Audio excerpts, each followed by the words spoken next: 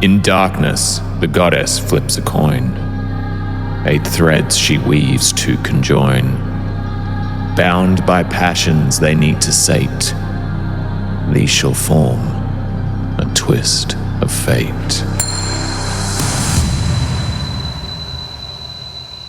Fear is not something I am allowed. I think the closest would be if I were to feel a fear, I would disappear and then do what I'm told. And that is it. Facing fears. There are different types of fear, I suppose, but maybe I'm ashamed to say, but I think there's always a bit of fear inside, burning. Then there's the type of fear that paralyzes me. Also ashamed of that one, but just is what it is, I suppose. Fear comes in many forms. Fear of Vrithyr rising again is great, but a threat to be faced with hope and resolve. My nightmares? That fear brings me to my knees. We should run.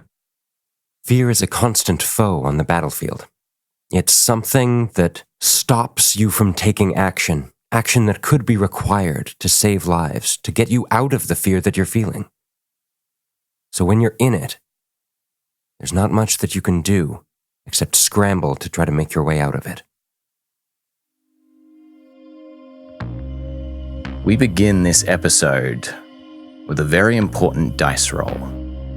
It is a dice roll that will be made by me, and it determines whether or not the wandering whimsy, Iko Rogsworth, is able to sneakily get the sending stone from his bag to inform Gret of what is about to happen on this ship. Even though this is a twist of fate, I'm going to be rolling dice in front of the table so that everyone can see.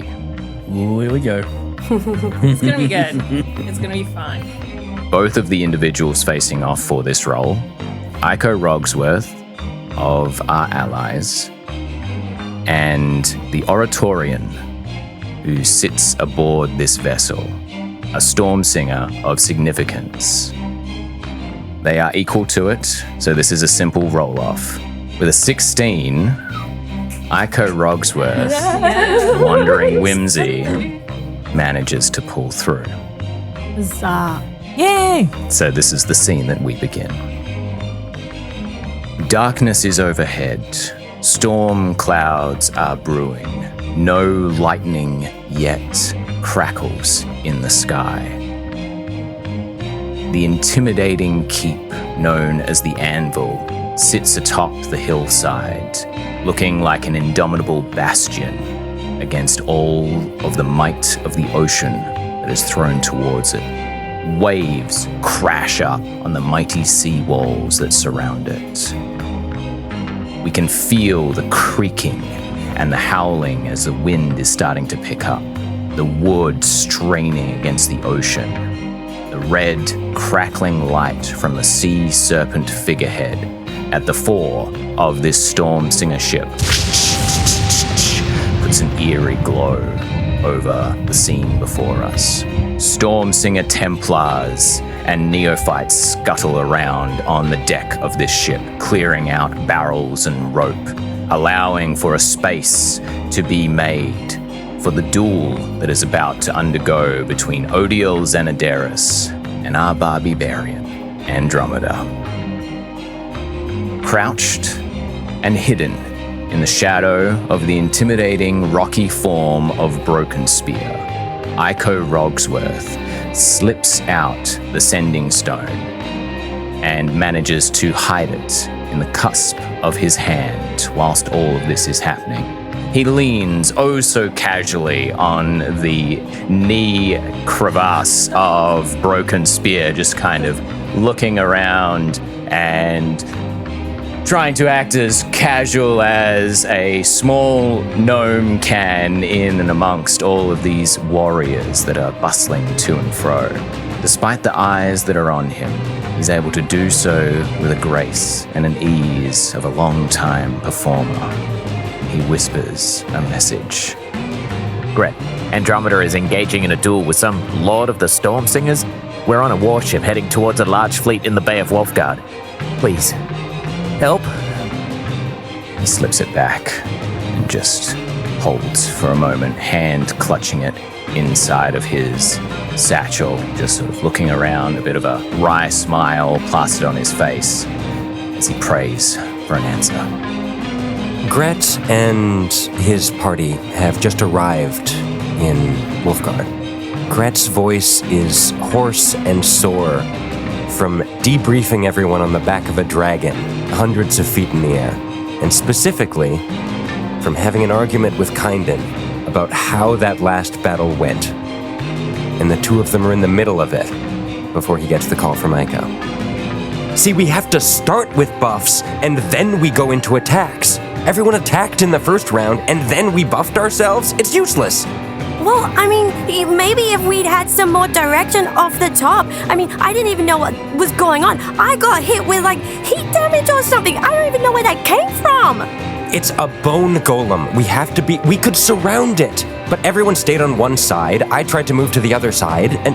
Yeah, and when you moved to the other side, you were hurting. Fennec was trying to help you, wasn't he? But where were you? Where was Gret? Where was Gret? I was there with you. You're not even listening to me when Hold on, I'm getting a call. Makes so angry! Gret pulls out the sending stone, receives the message from Aiko, and then sends back, "Oh, you're here. Okay, we're coming to get you." And then just puts it away, tells the rest of the group, "Okay, whatever this debrief that turned into an argument is meant to be, we gotta put it on hold right now. Aiko and Andromeda and Val are here. They're in the bay." The bay, how so? "See over there?" He points out to the water. "One of those ships." Ah, fuck.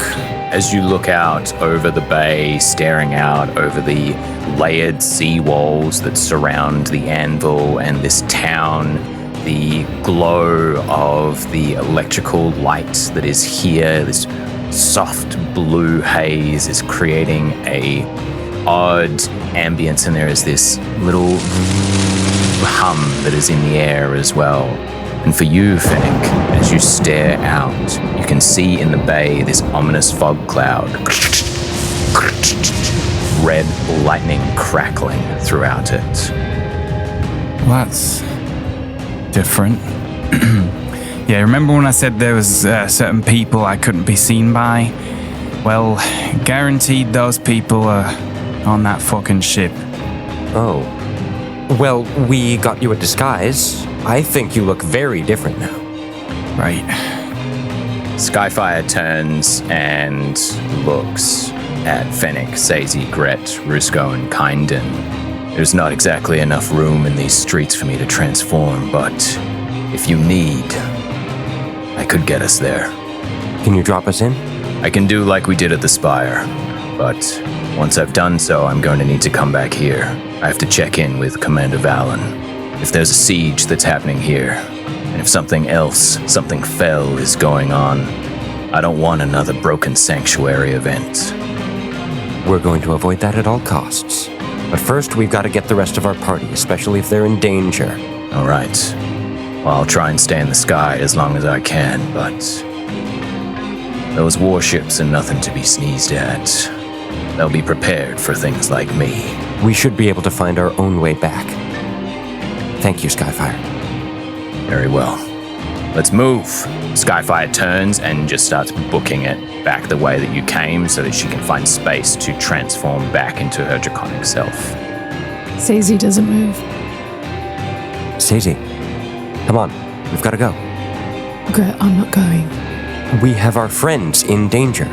That may very well be the case, but I came here for Clementine. Sazey, at this point, our best bet to get Clementine back is to work as a team. Val made it very clear she had other priorities. Sazey, this is an order. This is my priority, Gret. I'm not leaving. Fine. We are still here for you. And then he's gonna move towards Skyfire. Rusco's instinct would have been to run with Skyfire. He probably missed that whole conversation. Sazey, I understand that you don't want to come with us. Trust me, the ship is the last place I want to be, but we're there for you. We're not giving up on your mission here. We just need to help our friends. I mean, do whatever the fuck you want, but for what it's worth, that's what I have to say. Alright. Let's fucking do this. Wait. Sazey? Kynden stares deeply into Sazey's steadfast glare. It's okay.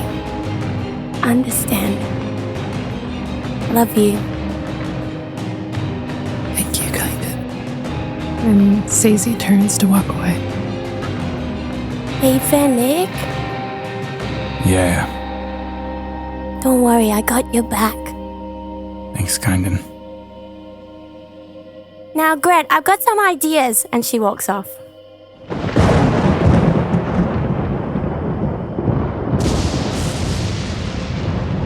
Lightning crackles, striking down towards the lightning rods that sit astride the anvil, the keep, the center of Wolfguard. You can see the crackling blue energy coruscate down and then get trapped in the batteries. Sazey walks forth into the darkness of Wolfguard alone, whilst the rest of her allies race out to fly off astride Skyfire once more to aid their friends.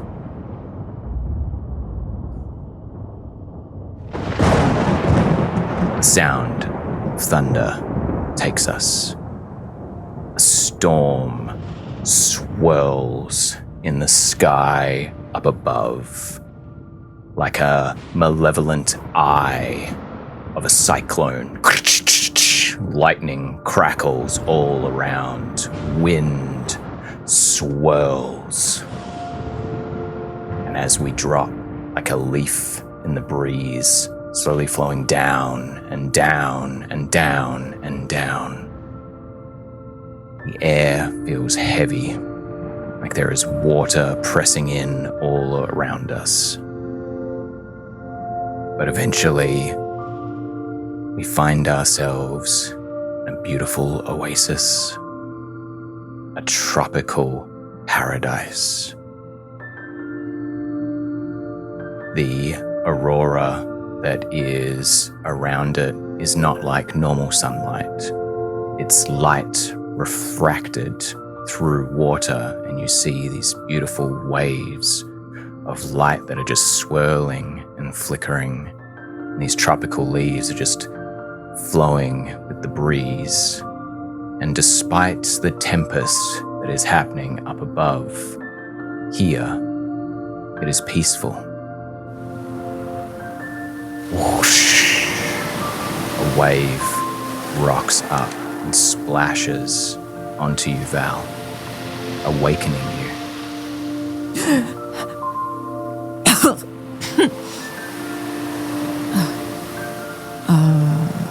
What? Andromeda. Aiko. Andromeda? Aiko! You look down, and you aren't wearing your armor. You don't have your sword, your shield, any of your belongings. Just your old homespun clothes from when you're at Bastion. Val splashes forward up out of the waves and starts kind of running along the beach, casting her eyes back and forth, hunting for any signs of her friends. Like you'd make a perception check for me. 17. You race along the beach, your stride unhindered by the wet sand that is underneath you. The waves are lapping up and hitting against your ankles, and it's at this moment that you realize you're not wearing shoes as well, and there's this comforting sensation from all of these different textures that you're feeling. As you look out to the water where you came from, there is just a wall of it that stretches all across the horizon like it is rising up to create this funnel. And as you look up, you can see that eye, and you can feel that tempest that is up there. And just it feels as though you are in the midst of a massive maelstrom whirlpool in the ocean, and all you can see and hear around you is this peaceful Tropicana. It's oddly soothing. Val slows her run, her eyes on the horizon and what is above her, and slowly comes to a stop, recognizing that this is not the reality she came from. Need you to make a wisdom saving throw for me, please, Val. That's a nat 20. As you stop and come to this realization, you look down at your hand, and as you do so, there is a flash of you touching the crystal. You can feel your hand touching the crystal, but then it is the other hand touching your hand. Your perspective is and you feel just this whirlpool of emotion. There is love, there is hope, there is fear tinged with anxiety. It's like what you can only imagine might be the embrace of a mother feeling for their child. And suddenly you are in the forest.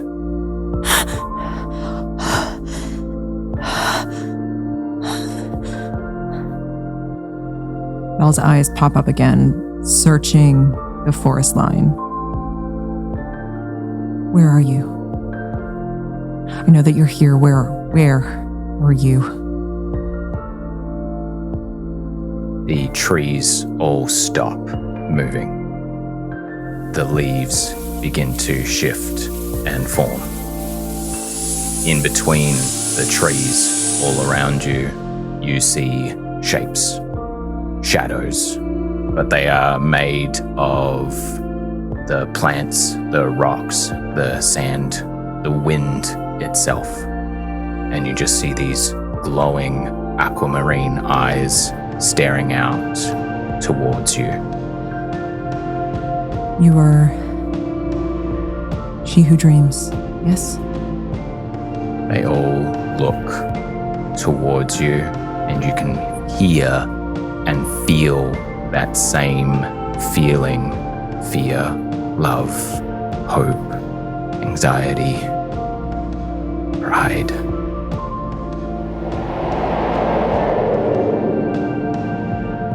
You look, and this shadow comes over, but it does not feel cold. It's filling you, these emotions, you're just swirling around. You can feel them, taste them. They are everything. Stop. Stop, please. Get out of me. As you say this, I'd like you to make another wisdom saving throw for me. 16 plus 8. You say it. As you do so, those emotions get pushed out, and there is just this wave of fire that comes out from you, red with hints of darkness within, and as they hit the shadowy forms that are in between all of the trees, they get lost into the breeze. Who are you? Why did you do that? Looking down at your feet, sand is beginning to crystallize, and it's crystallizing up your skin as well. It's slowly traveling up. You're feeling yourself being restrained and pulled in. Those feelings are still there. Val uses her full strength to push back. Crystal shards shatter, as does this vision. as the shards sit in the air, twinkling. Whoosh, they transform into wave droplets, sea spray that is splashing up onto the side of the Stormsinger ship. Andromeda, Broken Spear, and Iko have been ushered to the side of the ship. You can see the other neophytes, these dusky-hued individuals with these dark red mohawks, have been exiled to the back aft deck of the ship. They're standing there with other Templars and Stormsingers that are all gathered to watch this display that is about to occur. Odiel, you can see, is standing with two other Stormsingers of significance. One is an individual that is shorter than him, much more stocky, got like a very bulldog kind of vibe to them. Their shark head armor is adorned with these interesting metal armaments as well. Almost looks like shards of aluminum and copper. Could be trophies of some kind, along with a mixture of other bones and whatnot. He is helping Odiel to take off his gauntlets. Odiel hands him his helm as well, and his mace and shield that you saw him with earlier. Beside them is a Stormsinger who towers over both of them, but she's long and lanky as well. Has the beautiful dark blue robes with lightning bolts going all down. She has a bone torque that is around her neck with a gemstone set in the center. She is whispering urgently to Odiel. I'd like you to make a perception check. 18.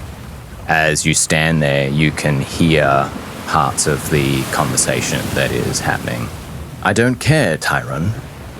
I'm going to do this, and damn your propriety. I know she's not a Stormsinger, but there is something about her, and trust me, I've been shown.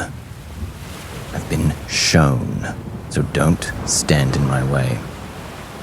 If that is the case, my lord, that is fine. But we have a bit of a timetable. Yes, we will be prepared. Look, if you see the signal, you just let me know, and then we can stop this and carry on with the plan. I'm not about to leave Dark Vigil in the lurch, after all. Father would be oh so disappointed if that were the case. Seems like you have everything in hand. By all means, do your little games. They may seem like games to you, Oratorian, but understand that I am Xanaderes. I make the decisions here, not you. I am the one that has been gifted not only visions from Zades, she who dreams as well. He turns to the Templar that's there, and the Templar pulls from behind his back an interesting weapon. Looped chains with a couple of handles. One end it's got kind of like an axe blade to it, but more of a crescent moon shape. And then the other handle has a boat hook, a long, thin spike with then a curved blade that comes around and protects part of the hand too. He grabs these, and as he does so, starts to whirl them around with some significant skill. You can see now that his gauntlets are removed. More of the sea serpent red lightning tattoo is revealed. And you can see that wherever the serpent is, there is like sparks of lightning that are cascading off of it. He's just wearing his golden breastplate and greaves compared to his full armaments that he was wearing before. Andromeda is going to crouch down and tighten, again, the leather strappings on her boots next to Iko, and whisper some of the bits that she overheard about them waiting for a signal. I managed to get in touch with Gret. I think they're on their way. They're here too. Okay, I guess make sure Val's okay. We should probably get her up on deck somehow if we're gonna make a quick exit. All right, I'll see if I can sneak below decks. And he goes to move, and as he does so, the Oratorian Tyrun is walking towards, and she just stands there and crosses her arms, looking at you and down at Aiko. Now that she's a little bit closer, you can see that she has these beautiful shell marks that are on her skin that have that faint, like, red lightning that is there as well. And they're quite reminiscent of some of the pauldrons that you've seen of these dragon turtle storm singers. So, are these to be your seconds then? Jarl de la Phouka? Seconds for what? For your test of strength, of course. Broken Spear is. You must have 2. They must be present during the test of strength. They will share your fate in regards to it as well. My second is Val. An unconscious one. I'm sure you would like that. No, we're taking care of her below decks. Well, if she's my second, she, actually needs to be above deck. So if you could go get her for me, that'd be, great. Thank you.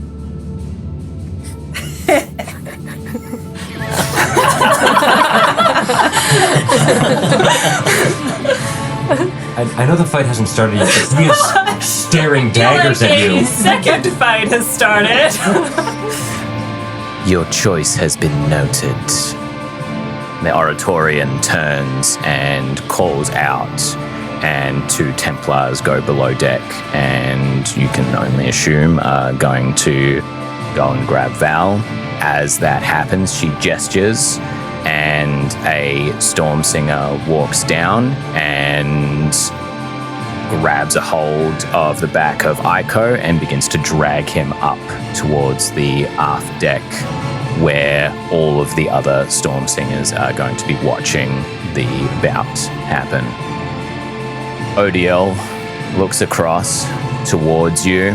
The chains are in one hand, held loosely, and he just beckons to a spot across from him on the foredeck of the ship with the serpent there, red lightning crackling up.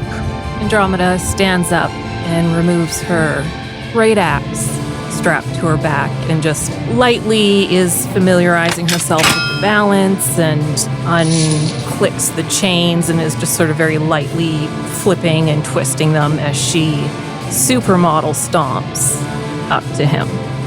He stands there, watches you and your wielding of Valkyrin, gives a nod. This is the closest approximation I could find to your weapon. I saw a little bit of your style on the beach. I look forward to testing myself against someone who's more practiced, though. It's not often that I find such a esoteric design in my travels. It's going to be fun. Yeah, look, okay, man, whatever does it for you. Are you nervous, Andromeda? So confident before when you rammed your forehead into my nose, threw your axe towards the wheel of my ship. Where's that confidence gone now? I want to fight her. Oh, well, because you're imitating my weapon, I'm imitating you. So it was my best imitation of a total dickhead. You tell him, Andromeda. You tell him. He just pauses for a moment. Smile twitches upon his face. This is clearly not someone who is used to being spoken to in such a fashion. All right. I assumed that we could still have some civility with this, but it seems you've decided to throw all of that overboard. Like a ship pun. My God, are you ready? Because I have been ready for 10 minutes now. Very well. And as he breathes in and breathes out, you can see the red lightning crackle on his skin and he opens his eyes, and all of the tattoos that are on there are now shining with this red light. We're going to begin. Seconds to your place.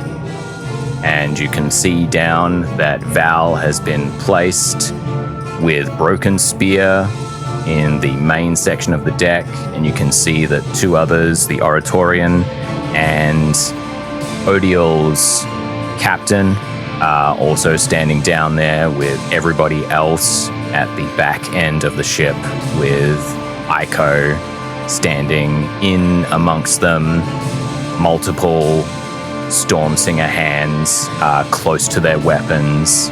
And whilst some of them are looking towards the fight that is about to happen, two of them are specifically just keeping their eyes on Aiko. Odiel unleashes the chains and they begin swirling around him, and you can see that they are dancing. There is lightning that is crackling between them as he is moving them around his head with a grace and skill. And he stands back there and just gets himself into a ready stance, dancing back and forth on the balls of his feet. Is there anything you want to do before we enter into your duel? Andromeda takes a deep breath, shuts her eyes, and waits for a blood song to be unleashed. This is the first we will have seen the Song of Lust. What does it look like as we go to leave this scene with the final image that we see as Andromeda taps into this primal power that is within her and enacts it upon herself? As Andromeda lets out her breath, it suddenly fogs. Cold Arctic air that's now surrounding her. Her hair has come down from her ponytail and is mussed and disheveled like she's just woken up from bed. Her skin gets flushed and dewy, and there's a bit of a blush on her cheeks. Sparks and embers from invisible bonfires and snowflakes begin swirling and swirling and swirling, but the greatest transformation is below her feet on the deck, when inky blue ice spills out beneath her feet and begins to crack and break, and a sound like deep, ancient, primordial whale calls begins sonorously filling the air. The whale song takes us into the sky above. There is a brief parting of the clouds, and we see, highlighted by the stars and the moon up above, the shape of a dragon beginning to dive down. As the dragon's wings swirl over and fill our vision with darkness, footsteps echo. Boots on a cobblestone street. Electrical hum in the background. The streets of Wolfgard are still busy with activity, but it is not that of a normal city. The citizens here know that they need to be ready at a moment's notice to band together in their militia groups, to join with the Loom Guards as well, so that they can fight off an incursion by the Stormsingers or from the White Fang Orcs of the Spindles. This is a town that has known strife. This is a town that has known what it means to be beaten again and again. And there is some comfort in that for the solitary figure that walks these streets now. Sazey, where do your boots tread? Sazey makes a point of finding a hub, otherwise known as a thieves' den, where she can garner some information that'll lead her closer to Kallista and Clementine. You wander through Wolfguard, and it takes you a while, but eventually you manage to make your way through the outer wall into the middle section of Wolfguard. You know the outer wall is called the Crucible. The middle, you haven't spent as much time there, but eventually you do find a den where looks like there are some rougher types that are lounging, weapons all very prominently displayed.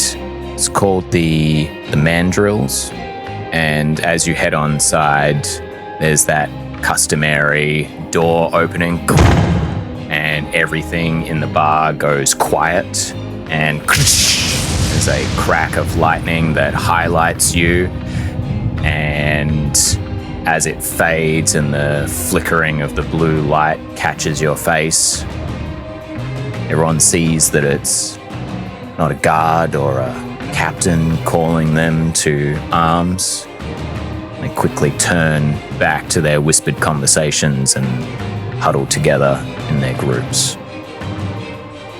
You do see a tiefling that is by the bar.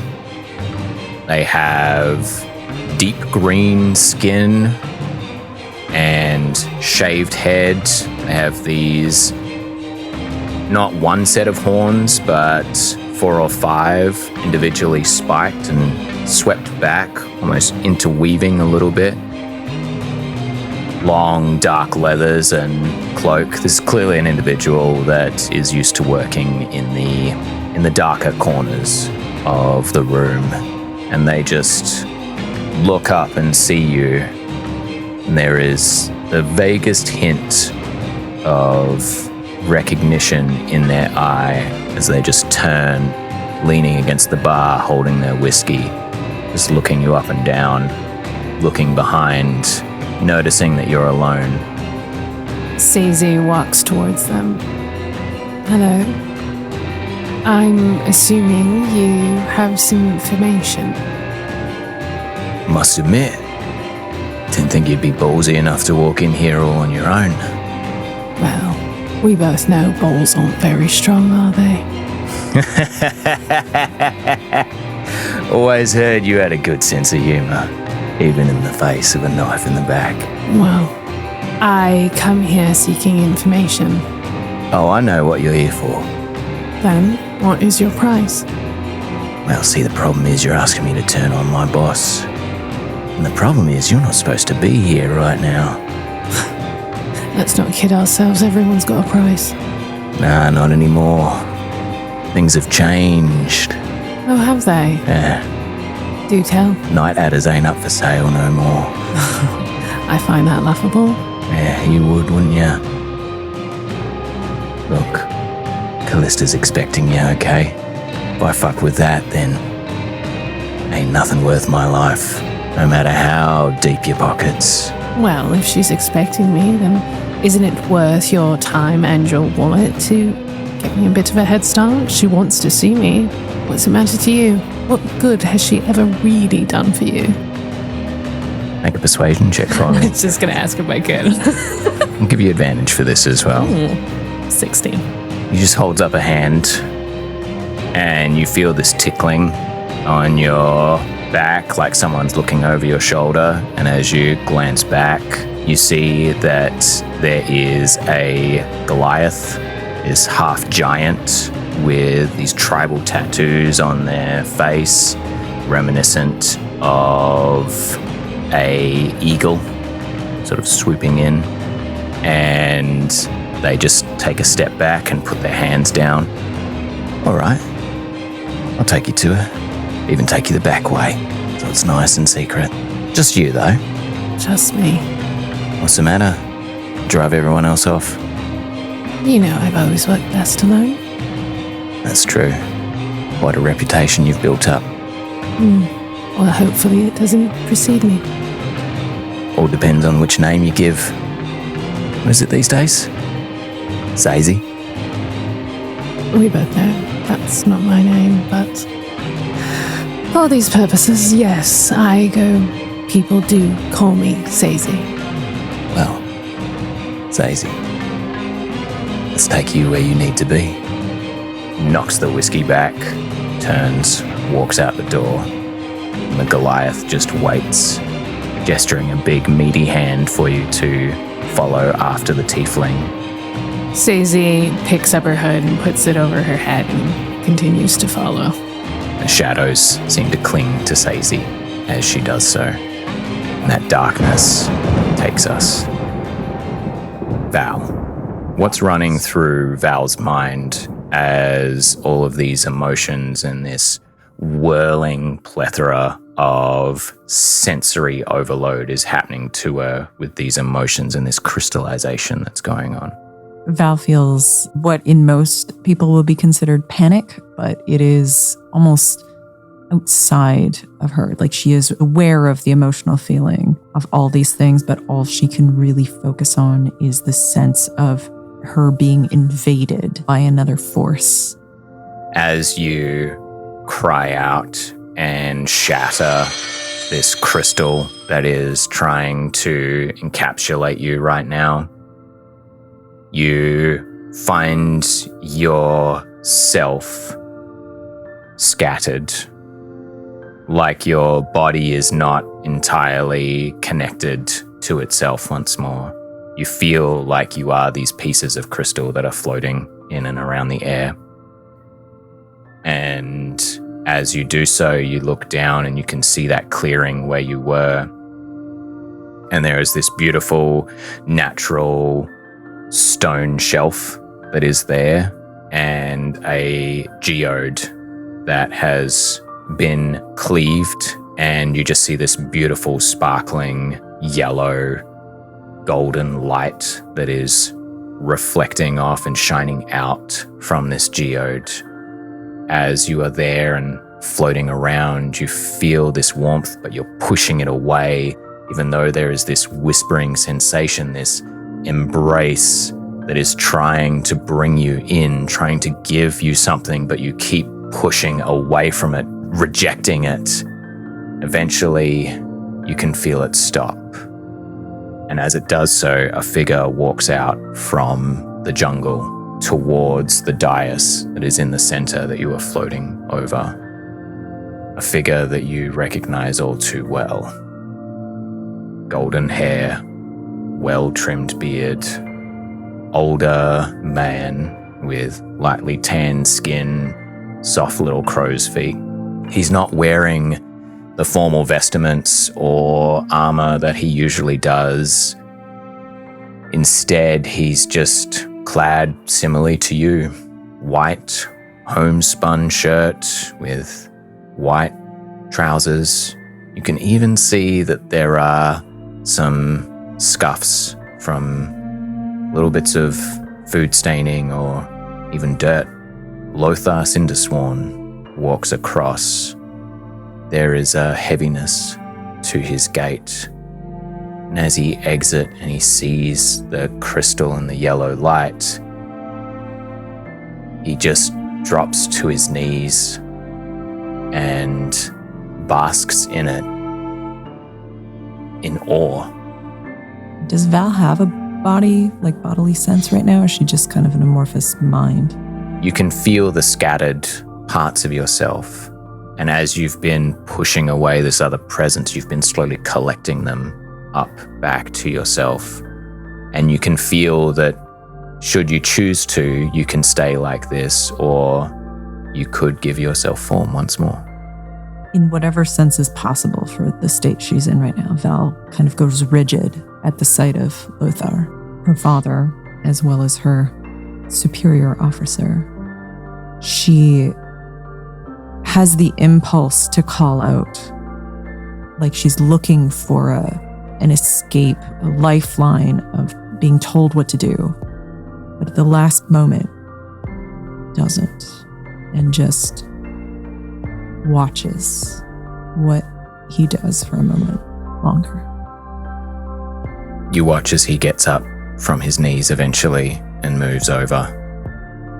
Everything around you feels like it's being drawn in. It's like the world is shrinking as he gets closer and closer to this geode.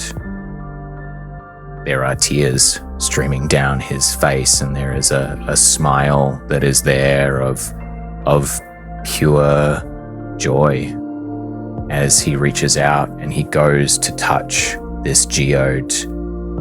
And right before he can, this fiery hand of darkness and flame like talons grips onto his wrist and pulls him back, and you can hear him grimace in pain as he does so, and he pulls it back, and there is just a burn mark that is left on the homespun tunic, and you can almost smell the searing of flesh and taste the pain that he is feeling in this moment. Val immediately goes to him in a defensive posture between him and the geode, if possible. You interpose yourself between Lothar and the geode, and as you do so, your vision gets distorted around, and you see that there is this large figure of dark flame wings outstretched. There is just blackness that is through it to its core, but red fire is coming out. It has this hawk bird of prey like helm that is there, and these eyes that are burning, searing into yours as it sees you, and it holds in one hand a massive flaming sword. Val kind of hisses and gets into a kind of a lower defensive stance, pushes one arm behind her to her father. Stay behind me, father. You feel his hand grip onto yours, and for a moment his voice enters into your mind. You have to find it, Val. The gardens. If you find the gardens, then we will be able to make everything well. It is your only charge. You are the only one that I trust with this. Is this it, father? Is that what this vision is? Embrace it, Val. Embrace it. You must embrace! And he is swept away by the flame, and you just hear the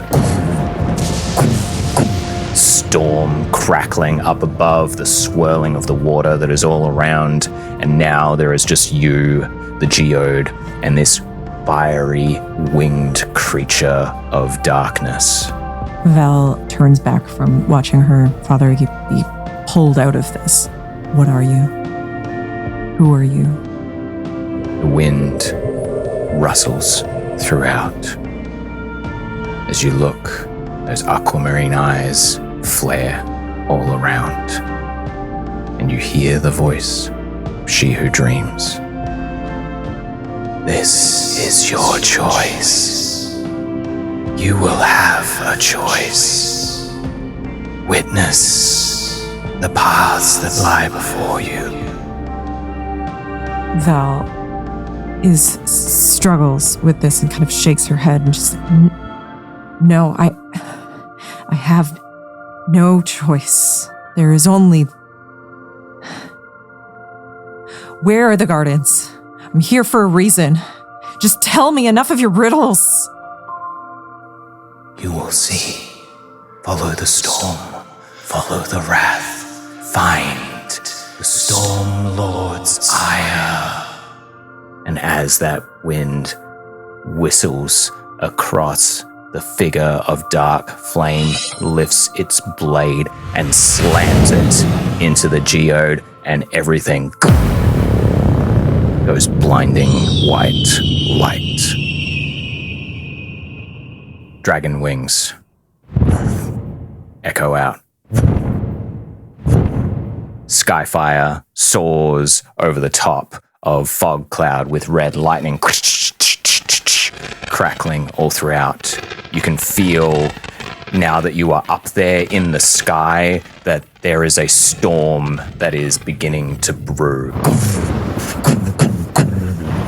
All around, Skyfire ducks underneath. You can feel that psionic force is holding you to her scales, and she soars over away from the main flotilla that is underneath, and you can see one single ship that is slowly making its way, a small echoing of fog that is crackling around it.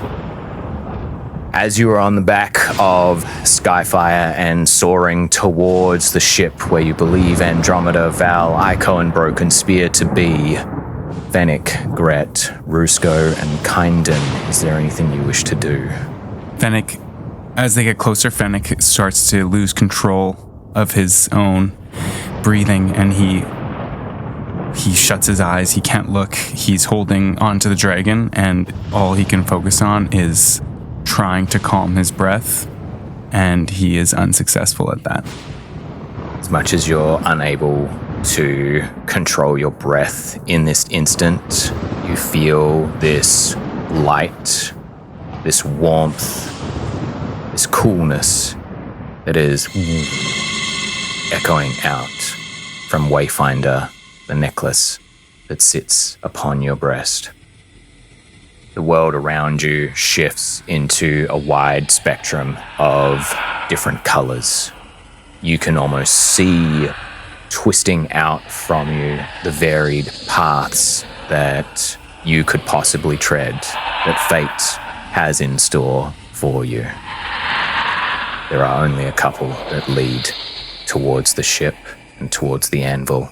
All of the others flee away from here. And in the back of your mind, you just feel this rumbling rage that is there. Like there is a building, a tempest that thought you lost. But the closer you get to this ship, the closer you are to being found by it once more. After losing a party member, Gret has held on to everyone else even tighter and is doubling down on trying to give them tactics and advice and orders for how this excursion is going to take place. Whether or not they listen to him, he's talking about how the fog means that we can approach them stealthily, and then when we need to retreat, they won't be able to attack us. Their vision will be blocked. We need to go down there, and this is an exfiltration mission, okay? We need to find them and then get them out of there. The Skyfire can draw their attention up high, so if we can grab one of their rowboats, one of their smaller boats on the ship, we can make our way out below them using that. Does that make sense? Yes. You expect to outrun them in a rowboat when they have vast ships? It looks like they can control this fog and this wind themselves. They're going to be much faster than on a rowboat. All we have to do is get our people, get back to shore, and then we're safe. I don't know how we're going to do this. I'm going to see if I can contact Andromeda.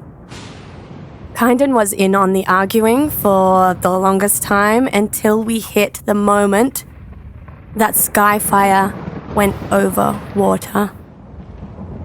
Immediately, Kynden was hit with this paralysis and clenched into the sides of Fennec, digging in, holding him. With the greatest might she could muster, she's quivering and whimpering and trying to become invisible. Crackling of lightning and brilliant blue sapphire glow echoes underneath the glass armor that Skyfire wears. Her wings beat and glide as she tries to stealthily fly over to get you all into position without being spotted. You can feel the tension of this mighty beast that has been carrying you across this land tirelessly. You can see the scars of battle from just today that still sit unhealed upon her. You rush towards your fears. And as you do so, we drop down towards the ship. We drop down to a moment we've been building to all episode. Andromeda, you and Odiel shall now roll initiative. Woo! You got this. No problem. Highlighted by the red lightning from the serpent figurehead, Odiel stands there swirling his chained weapon around him, red lightning crackling, highlighting the sea serpents that are tattooed upon his body. Andromeda, you are the first to act in this test of strength. Andromeda is going to lash out with both of the axe heads at Odiel. And she's going to aim for either side of the neck. Nat 20 for a 29. Right, what's your second attack? 22. Both attacks are going to hit. He's way too calm about Okay, this. so the first attack is going to be 31 for the first attack. Okay, there we go. Whoa. Beautiful. So 31 for your first strike. And what's your second? 14 total. Andromeda is going to lift up her right hand from where it's hit into his neck and go for a third attack with her bonus action. 26. Hits. 14 total. Not that there's any party members here to see it, but Andromeda races forward, unclasping Valkyrin so that the chains are linking the two. She swings one axe down towards the collarbone, follows up with a second, pulls the first back to throw down a third strike, and you just watch as Odiel is twirling his chains around, watches you come in, and he just pulls the chains taut, braces himself, taking all three strikes. You can hear the crunching of bone as his collarbone cracks from your very first strike as it comes down. The second two as you strike towards his neck.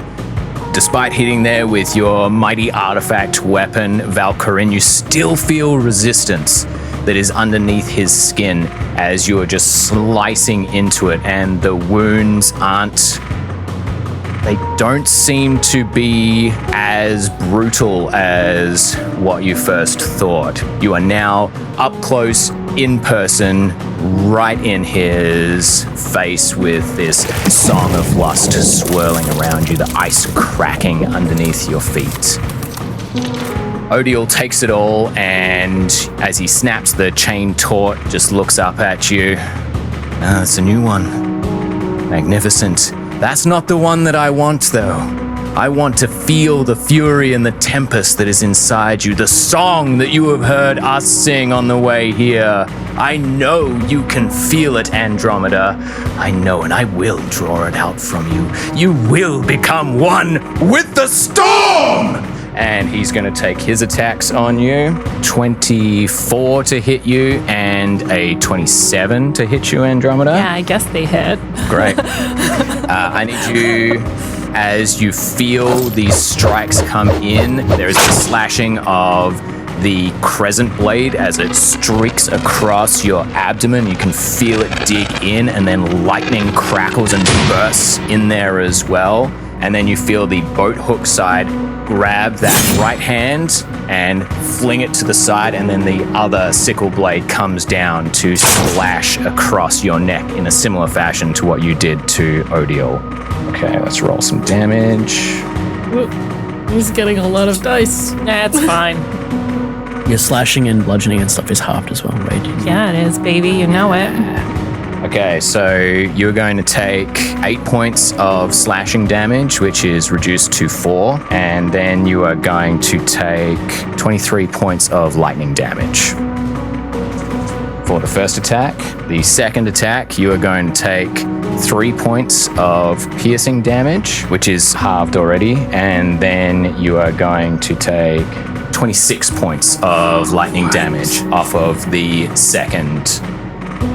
For his bonus action, he is just going to stare into your eyes, and you feel the lightning that is in the air around him beginning to crackle, and it is as though there is a song that is emitting from him that is trying to compete with your blood song in this moment, and is reminiscent of that same choral hymn that you were hearing in and amongst the ship as you were making your way here. I need you to make a charisma saving throw for me right now.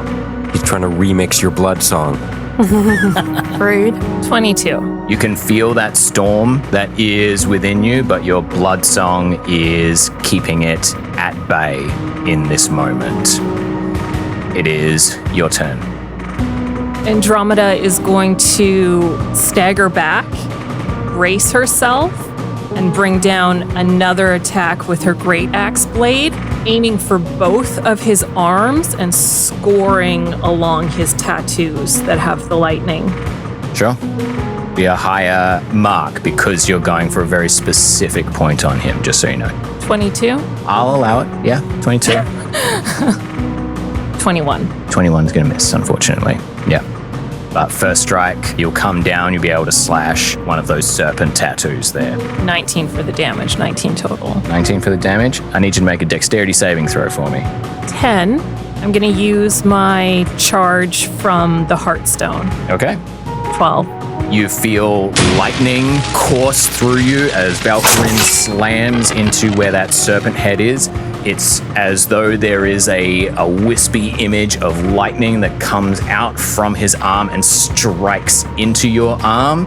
You're going to suffer 15 points of lightning damage. I need you to make a constitution saving throw for me. 17. You feel that lightning course through you and your muscles trying to seize up, but you're able to fight through it, and you just back off ever so slightly. Smoke is beginning to swirl off from your skin, and your muscles are just spasming from all of this lightning that is coming in and striking at you. And you can see Odiel is bleeding from a multitude of wounds, but is just still standing there calm as ever. That smile that you want to punch from his face plastered all across him. You still have your bonus action, Andromeda. In her mind's eye, Andromeda pictures a landscape she's only seen in her dreams and once in death. And she calls out to a familiar figure there. And under her breath, she says, "Please help me." And I'd like to toss the coin. Andromeda, in this moment, you enact a twist of fate.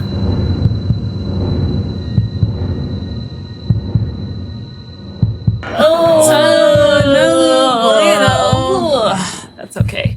Beautiful. Calling upon a power that lies within from a landscape unexplored, but one that is all too familiar to Andromeda de la Phouka. You reach in there, and as you do so, this darkness begins to swirl. You hear the beating of weapons on shields. You can feel the blood beginning to pump in your veins. As you come back into this moment, staring across from Odiel, you feel the song that is within you shift. You are now no longer within the song of lust. You are instead within the song of fury.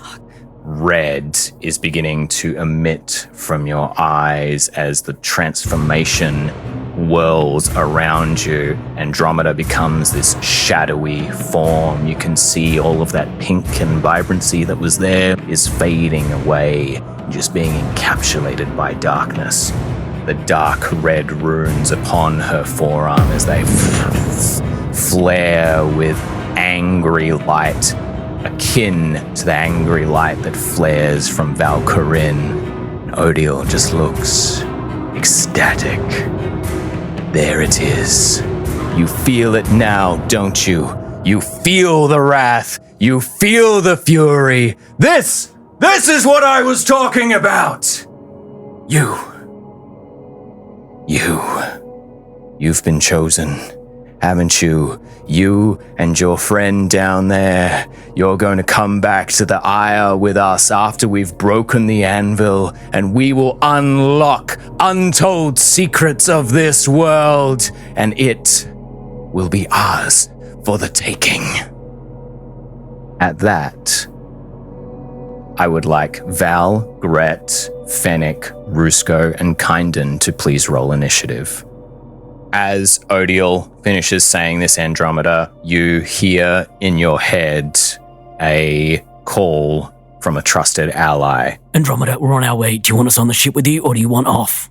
You are still in control of your faculties, but rage and fury are everything to you right now, and they are consuming you, so they drive your thoughts. All you hear back is just a high scream of fury. Rusco turns to the party. We have to get down there. It's not going well. Andromeda has just let out this raucous scream, the waves around vibrating from it. Skyfire is beginning to drop down, having heard what is happening. Gret will drop off of Skyfire, landing on the ship, and then shout to his comrades, form a barrier, we've got to get everyone to the boat. And then he's going to try to look for a rowboat attached to one of the sides, ideally closest to where our allies are and away from where our enemies are. Make a investigation check for me. 21 on that as well. As you race to the sides and search around, you know with absolute certainty that there are no rowboats that are attached to this vessel. You can see that there are crates and barrels that you could potentially use as flotation devices. Unfortunately, Gret did not see that these individuals walk on water, so a rowboat is superfluous to them. But for Gret in this moment, that is what you see. Great. No plan survives the first half second of battle.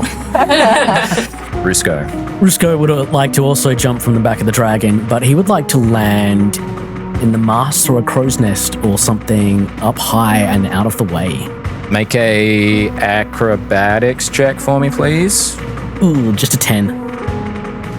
Make a dexterity saving throw for me, please. Damn. Coming down the sail. 16. 16, okay. You drop down, and even with the sonic pull of Skyfire slowing your descent, you go to catch onto the crow's nest, but slip from there is just this icy rime that is on the outside, and as you fall, you are managed to catch onto the sail and slide down and hook an arm onto the base of the mast, so you're about 10, 15 feet above the deck? Above the deck. On the mast, yeah, no worries. Hanging from the mast, not in the greatest of positions, but still, you have a little bit of height. I would like to use whatever movement I can to try and pull myself over and straddle the mast, and then use my action to... I'm just going to try and cast Hold Person on this guy facing off with Andromeda. Wisdom 16. I'm really sorry, buddy. Oh, God. It will work one day. It will, in all honesty, work one day. Just not today. Yes, unfortunately, as a paladin, he got a 23. Oof. Oof. God, that's got to work at some point.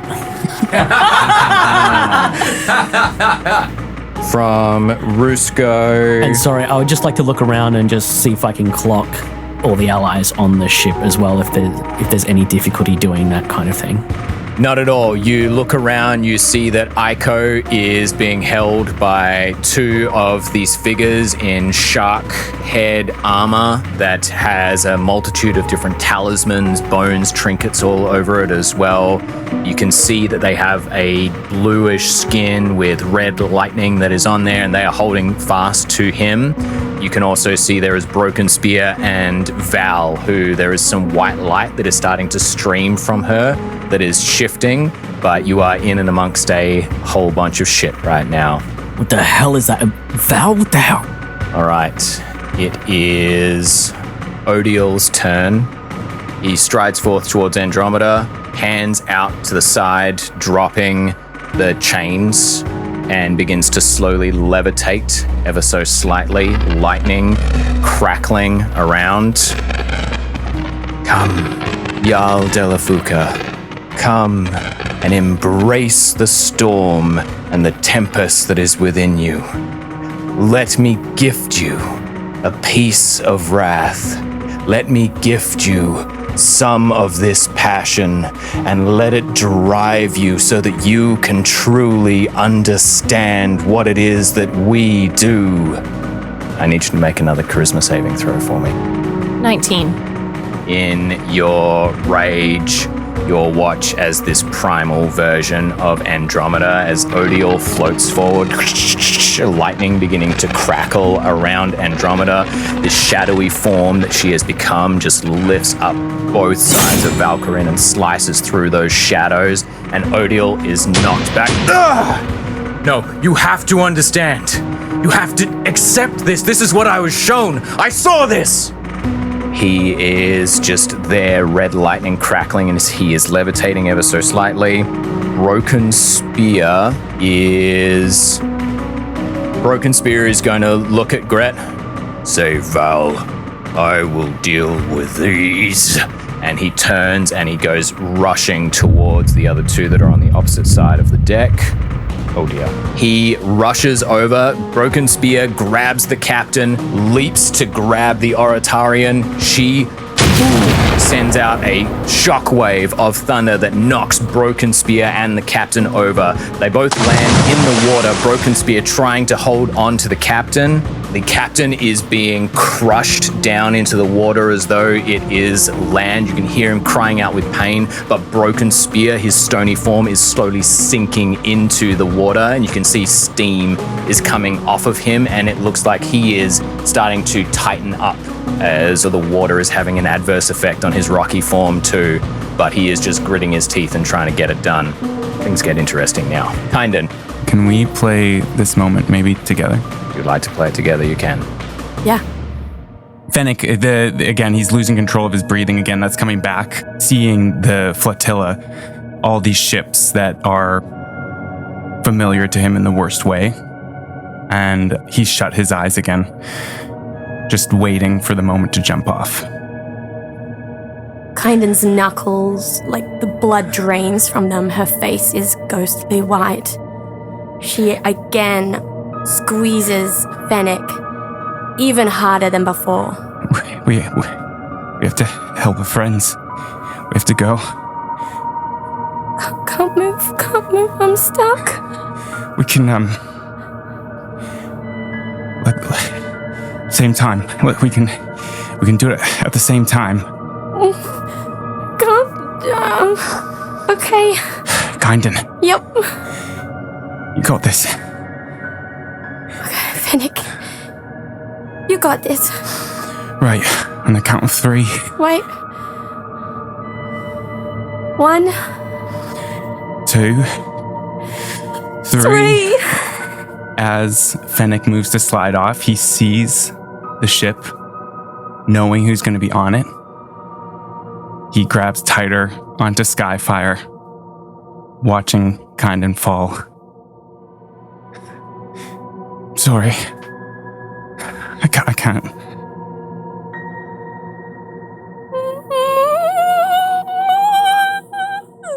Kynden goes invisible.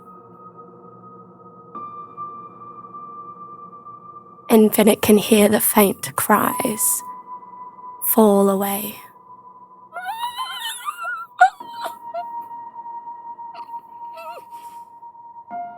Splash. Val.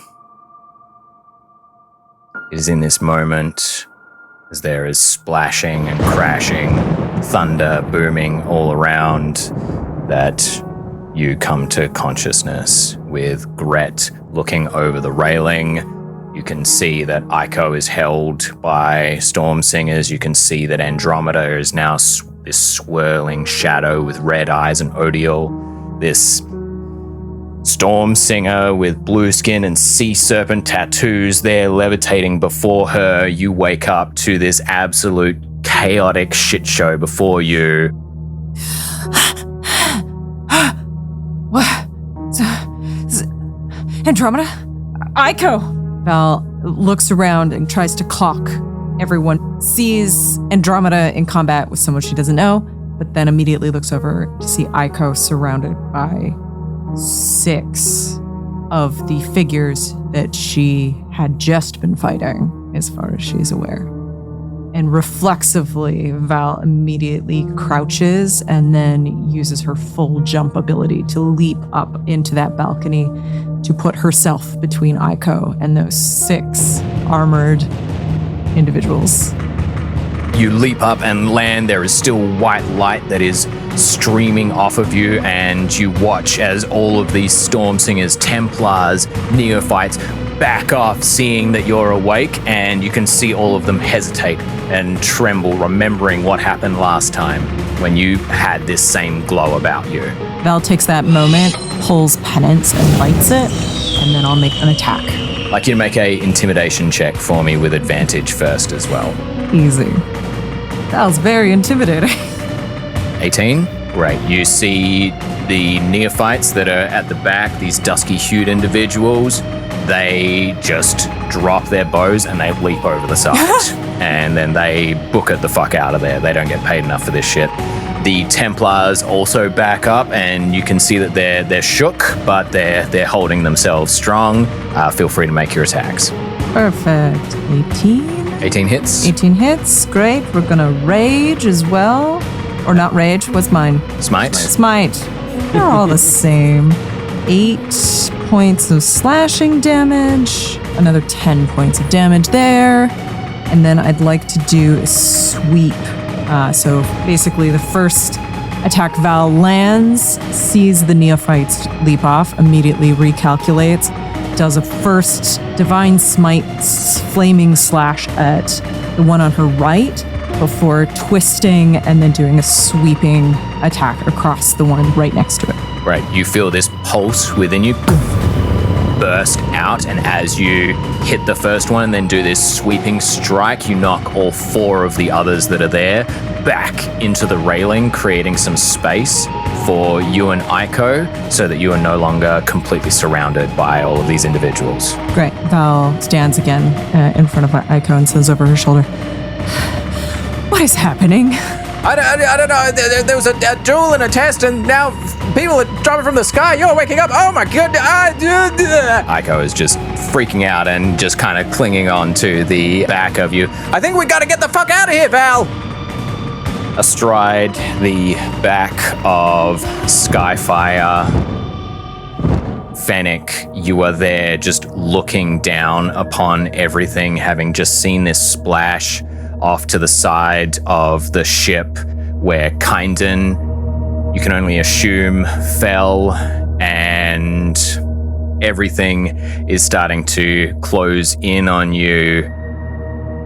Yeah, I think at this point, seeing the splash, he closed his eyes as he has a panic attack that he's been trying to fight off this whole time. I think it hits him, and he's just like hyperventilating and just doing...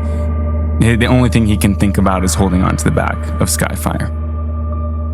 That beating of wings just echoes, and your world is collapsing around you. The betrayal that you have just done. And as we close in on Fennec just clutching at his chest, darkness takes us as we come to our final scene of this episode.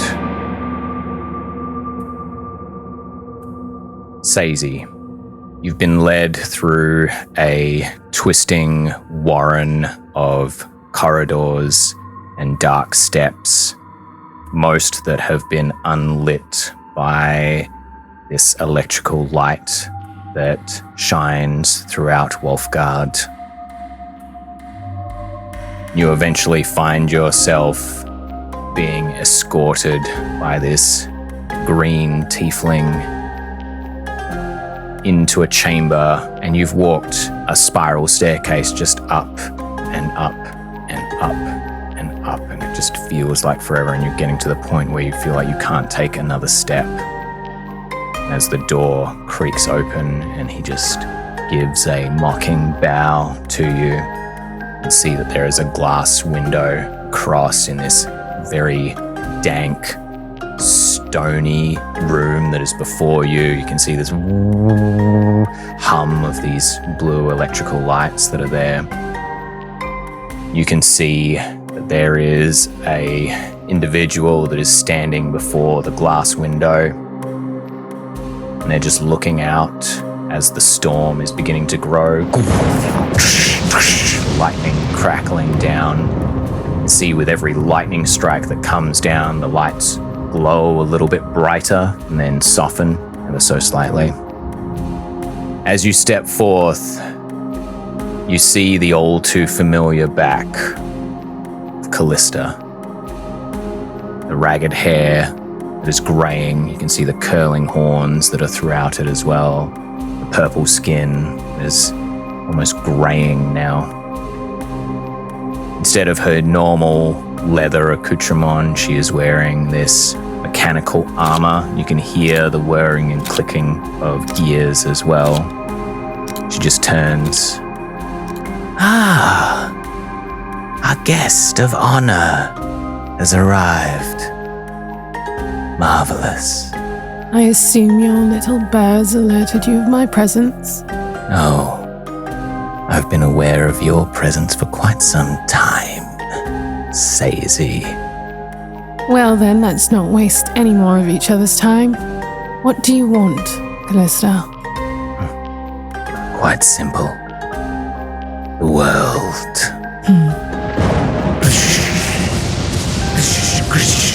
Lightning crackles. And as that lightning cracks, it fills the window with bright light. That is where we are going to end episode 9 of Twist of Fate. We will come back here for episode 10. Which is going to go great. Yeah, totally great. Straight line. Totally great, Nothing guys. could go wrong. Nothing could possibly go wrong. Except for success. Yeah. Beautiful. Thank you so much, We're all everybody. falling apart. I need to go cry now. Yeah. I was not expecting that from you, Fennec. Nice. I feel terrible about Good it. choice, though. I feel like that's a good choice. I feel bad. Really cool. Hang you out. No, I like it. Good choice. No, it's a great choice.